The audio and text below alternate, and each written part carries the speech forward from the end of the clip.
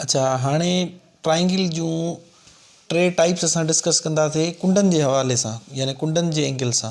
यानी हिन में असां पासनि जो ज़िक्र न कंदासीं, सिर्फ़ु कुंडूं ॾिसंदासीं। सभिनि खां पहिरियों हूंदो आहे हाणे त्रिकुंडे जा कुंडनि जे हिसाब सां जेके टे क़िस्म आहिनि उनखे सम्झण जे लाइ पहिरियों असांखे कुंडूं सम्झणियूं पवंदियूं। त हिकिड़ी कुंड हूंदी आहे जंहिंखे असां चवंदा आहियूं राइट एंगल। छा चवंदा आहियूं? Right angle. राइट एंगल जो मतिलबु हूंदो आहे अहिड़ी कुंड जंहिंजी माप घणी हुजे, पूरी 90 डिग्री हुजे। ठीकु आहे, जंहिंजी माप 90 डिग्री हूंदी उनखे पाण छा चवंदासीं? सिंधी में चवंदासीं गूनी कुंड, ऐं इंग्लिश में पाण छा चवंदासीं? Right angle. ठीकु आहे, जंहिंजी माप घणी हुजे 90 डिग्री हुजे, जंहिंजी माप पूरी 90 डिग्री हूंदी उनखे राइट एंगल चवंदासीं। हाणे इहा असां वटि वॾी इंपॉर्टेंट आहे आम ज़िंदगी में, जेका बि तव्हां ॾिसंदो न उहा शइ तव्हांखे 90 डिग्री ते मिलंदी। मिसाल ज़मीन सां जेका भित हूंदी आहे, जेका बि असां उसारी कंदा आहियूं, का बिल्डिंग ठाहींदा आहियूं, त उहा जेका भित हूंदी आहे उहा हमेशह 90 डिग्री ते हूंदी आहे।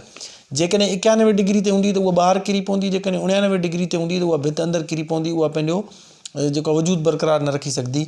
बिल्कुलु जेकॾहिं उहा फर्श सां बिल्कुलु उमूद हूंदी, यानी कि 90 डिग्री ते हूंदी, त पोइ उहा भित बीह सघंदी। अहिड़े तरीक़े सां असां वटि जेके बिजली जा बोर्ड हूंदा आहिनि, काई बि असां वटि जेका शेप हूंदी आहे, उहा तक़रीबन असां वटि जीअं का टेबल हूंदी आहे, मेज़ हूंदी आहे, बेड वग़ैरह, उनजो कुंडूं तव्हां ॾिसंदो उहे 90 डिग्री जी हूंदियूं आहिनि। ठीकु आहे, हाणे इहा 90 डिग्री जेका आहे जंहिंजी माप हुजे उनखे पाण छा चवंदा आहियूं? गूनी कुंड। ॿी जेका आहे सो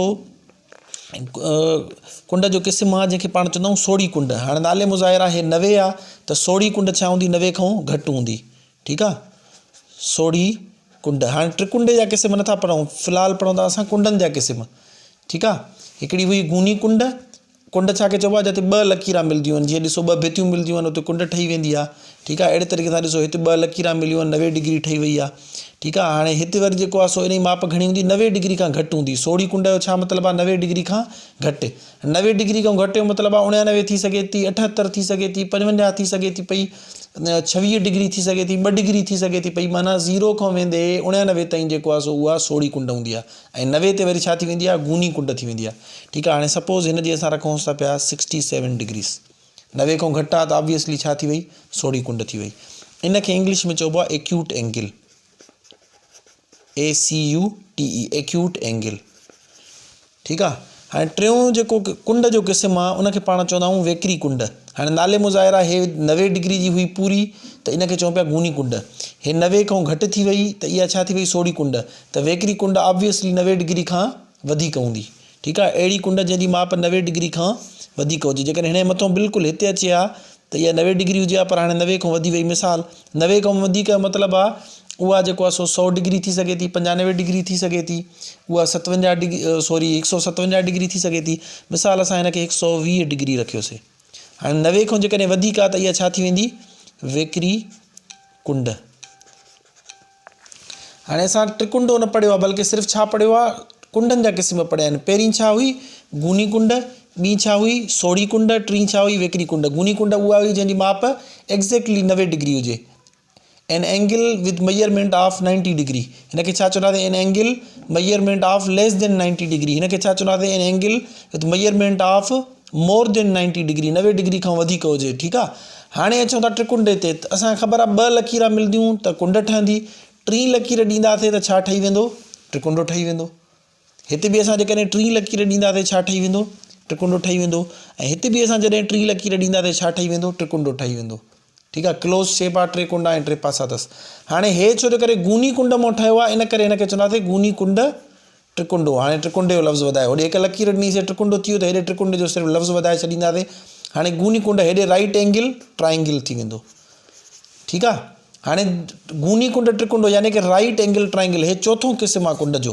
पहिरियों 3 असां पढ़ी आयासीं पासनि जे लिहाज़ खां। हाणे चोथों क़िस्म छा थी वियो? Right angle triangle. Right angle triangle. ठीकु आहे, हाणे छा चवंदासीं डेफिनेशन? जेकॾहिं कोई पुछे चवंदासीं अहिड़ो त्रिकुंडो जंहिंजी हिकु कुंड 90 डिग्री जी हुजे। हे 2 90 जूं न हूंदियूं। हे 2 कुंडूं, त्रिकुंडे में 3 कुंडा हूंदियूं न, 2 कुंडा जहिड़ी माप जूं हुजनि, उन सां असांजो वास्तो ई न आहे। हिकु 30 हूंदी, ॿी 60 हूंदी। ठीकु आहे, या जेकॾहिं हिकिड़ी 20 आहे, ॿी 80 हूंदी, हिकु 45 आहे, ॿी 45 हूंदी। बहरहाल जेका हे 3 कुंड आहे इहा घणी डिग्री जी हूंदी? 90 डिग्री जी। अहिड़ो त्रिकुंडो जंहिंजी हिकु कुंड 90 डिग्री जी हुजे उनखे पाण छा चवंदा आहियूं? गूनी कुंड त्रिकुंडो, यानी कि राइट एंगल ट्राइंगल। ठीकु थी वियो। हाणे अचूं था हिन मां सॉरी हिन ते अचूं था अॻ में वेकिरी कुंड ते। हाणे चवंदासीं अहिड़ो त्रिकुंडो जंहिंजी हिकु कुंड कम अज़ कम वेकिरी हुजे। ॻाल्हि सम्झ में अचे थी? यानी कि हिकु कुंड 90 डिग्री खां वधीक हूंदी, उनखे पाण छा कंदासीं, जॾहिं टीं लकीर ॾींसीं त्रिकुंडो ठही वियो त हाणे हे छा थी वेंदो, वेकिरी कुंड त्रिकुंडो। इनखे इंग्लिश में चइबो आहे ऑब्ट्यूज़ एंगल, OPTUS, ऑब्ट्यूज़ एंगल ट्रायंगल। ठीकु आहे, हे अचो हिते रिपीट कयूं था। हिते अहिड़ो त्रिकुंडो जंहिंजी हिकु कुंड 90 डिग्री जी हुजे। हिते छा चवंदासीं, अहिड़ो त्रिकुंडो जंहिंजी हिकु कुंड वेकिरी हुजे, 90 डिग्री खां वधीक हुजे। हिन में छा चवंदासीं, हिकु कुंड न चवंदासीं, छाजे करे, जो हिन में टई कुंडा सोढ़ियूं हूंदियूं आहिनि। अहिड़ो त्रिकुंडो जंहिंजूं टई कुंडा सोढ़ियूं हुजनि, यानी 90 डिग्री खां घटि हूंदियूं, अहिड़े खे पाण छा चवंदासीं, सोढ़ी कुंड त्रिकुंडो। टीं पासो ॾिनोसीं त्रिकुंडो ठही वियो त हिते बि चवंदासीं सोढ़ी कुंड त्रिकुंडो। हिते छा चवंदासीं, एक्यूट एंगल ट्रायंगल। ठीकु आहे। अच्छा, हिन में सिर्फ़ु हिकु कुंड चऊं पिया 90 डिग्री जी हुजे, राइट एंगल ट्रायंगल थी वियो। हिन में असां चऊं था हिकु कुंड वेकिरी हुजे त उहो राइट एंगल ट्रायंगल थी वियो। हिन में टई कुंडा छो था चऊं, इन करे जो हिन में हिकु कुंड 90 डिग्री जी हुई, ॿ कुंड ऑटोमेटिक सोढ़ियूं हुयूं। हिन में हिकु कुंड त वेकिरी हुई पर ॿ कुंड ऑटोमेटिक सोढ़ियूं हुयूं। ठीकु आहे, इन करे असां सिर्फ़ु हिकिड़ी ॾिसूं पिया, वेकिरी कुंड आहे त वेकिरी कुंड त्रिकुंडो। हिन में हिकु कुंड 90 जी हुई त जेको आहे सो हिनखे छा पिया चऊं, गूनी कुंड त्रिकुंडो, यानी कि राइट एंगल ट्रायंगल। बाक़ियुनि ट्रायंगल्स वांगुरु हिन में बि ऑलरेडी ॿ कुंडा सोढ़ियूं आहिनि, 90 डिग्री खां घटि हूंदियूं आहिनि। टीं कुंड बि सोढ़ी थी वई, इन करे असां छा चवंदासीं, सोढ़ी कुंड त्रिकुंडो। इन करे असां हिनखे ईअं न चवंदासीं जंहिंजी हिकु कुंड जेको आहे सोढ़ी हुजे, बल्कि छा चवंदासीं, जंहिंजूं टई कुंडा सोढ़ियूं हुजनि, यानी 90 डिग्री खां घटि हुजनि, त उनखे छा चवंदासीं, राइट एंगल। हे जेको आहे एंगल जे कुंडनि जे हिसाब सां 3 क़िस्म हुया, ऐं हे पासनि जे लिहाज़ खां, हे त्रिपूर पासो त्रिकुंडो जंहिंजा 3 पासा बराबरि हुजनि, हे बिपूर पासो त्रिकुंडो जंहिंजा 2 पासा बराबरि, 2 पासा बराबरि हुजनि। ठीकु आहे, हिनखे इंग्लिश में चइबो आहे आइसोसीलियस ट्रायंगल। ठीकु आहे, आइसोसीलियस ट्रायंगल। ये तव्हांखे इंग्लिश में सिंधी में ॿई नाला यादि रखणा आहिनि। उनखां पोइ अणपूर पासो त्रिकुंडो जंहिंजो कोई बि पासो बराबरि न हुजे, उनखे पाण छा चवंदा आहियूं, त्रिपूर पासो त्रिकुंडो, सॉरी अणपूर पासो त्रिकुंडो, ऐं इंग्लिश में असां हिनखे चवंदासीं स्केलिन ट्रायंगल। ठीकु आहे, 3 जेके आहिनि पासनि जे लिहाज़ खां ऐं 3 कुंडनि जे लिहाज़ खां। वरी मां रिपीट कयां थो, गूनी कुंड त्रिकुंडो उनखे चइबो आहे जंहिं अहिड़ो त्रिकुंडो जंहिंजी हिकु कुंड गूनी हुजे, यानी कि 90 डिग्री जी हुजे। वेकिरी कुंड में चवंदासीं अहिड़ो त्रिकुंडो जंहिंजी हिकु कुंड वेकिरी हूंदी, हिकु कुंड वेकिरी हूंदी, 2 जेके आहिनि सो ऑटोमेटिक सोढ़ियूं हूंदियूं ई हूंदियूं। हिन में 2 ऑटोमेटिक सोढ़ियूं हूंदियूं, हिन में बि 2 ऑटोमेटिक सोढ़ियूं हूंदियूं, पर 3 कुंड जेका आहे उहा हिन में बि सोढ़ी हूंदी, यानी हिन में 3 कुंड बि सोढ़ी हूंदी। इन करे चवंदासीं अहिड़ो त्रिकुंडो जंहिंजूं 3 कुंडा सोढ़ी हुजनि, उनखे चवंदा आहियूं सोढ़ी कुंड त्रिकुंडो, यानी कि एक्यूट एंगल ट्रायंगल।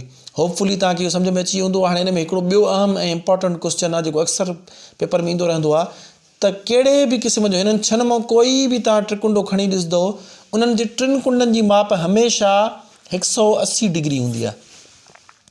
इहो तव्हां हमेशह ध्यान में रखी छॾियो। हाणे तव्हांखे इहो ज़रूरु यादि करिणो आहे। मिसाल वठूं था, हिते 90 डिग्री आहे। ठीकु आहे, हे 90 डिग्री, इन जो मतिलबु आहे 3 कुंडनि जी माप 180 हूंदी आहे। हे 90 थी वई त बाक़ी 2 कुंडनि जो जोड़ घणो थी वेंदो, ज़ाहिरी ॻाल्हि आहे, हे 2 कुंडा माना मिलाए सिलाए 90 डिग्री जी थींदियूं। मिसाल असां जेकॾहिं हे 30 डिग्री चऊं था, ठीकु आहे, हाणे टोटल असांखे बीहारणो आहे 180। ॾिसो 90 ऐं 30 घणो थी वियो, 120। हिते तव्हांखे ॾिनल हूंदी x, यानी 3 कुंड ते राइट एंगल ट्रायंगल खे मां हिनखे हिते करे तव्हांखे सम्झायां थो। मिसाल हीअं तव्हांखे पेपर में ॾिनल हूंदो त हे 90 डिग्री जी आहे। ठीकु आहे, हे तव्हांखे चवंदा 30 डिग्री जी आहे। हिते छा ॾिनल हूंदो, x जो मतिलबु आहे जंहिंजी वैल्यू ख़बर न हुजे, असां थोरी देरि जे लाइ a लिखियलु हूंदो, b लिखियलु हूंदो, x कुझु बि लिखियलु। असांखे जॾहिं इहा ख़बर हूंदी, पढ़ियलु हूंदो त 3 कुंडनि जो जोड़ 180 हूंदो आहे, त असां चवंदासीं 90 ऐं 30 120। हाणे 120 में ॿिया घणा मिलायूं त 180 बीहे, ज़ाहिरी ॻाल्हि आहे 60, त इन जो मतिलबु आहे 3 कुंड 60 जी हूंदी। हेठों तव्हांखे मुख़्तलिफ़ ऑप्शन ॾिनल हूंदा, 30, ऑप्शन बी में चयलु हूंदो 40, ऑप्शन सी में चयलु हूंदो 80, ऑप्शन डी में सपोज़ चयलु हूंदो 60 डिग्रीज़, त हे ऑप्शन तव्हांजो करेक्ट आहे। ॻाल्हि सम्झ में अची वई। अहिड़े तरीक़े सां तव्हांखे ॿियो कोई बि पुछी सघनि था पिया, sum of angles in triangle is, तव्हां चवंदो 180 डिग्री, 180 डिग्री हूंदो आहे। इहो तव्हांखे ध्यान में रखिणो आहे। अक्सर हिन टाइप जो क्वेश्चन ईंदो रहंदो अथव पेपर में। ठीकु आहे।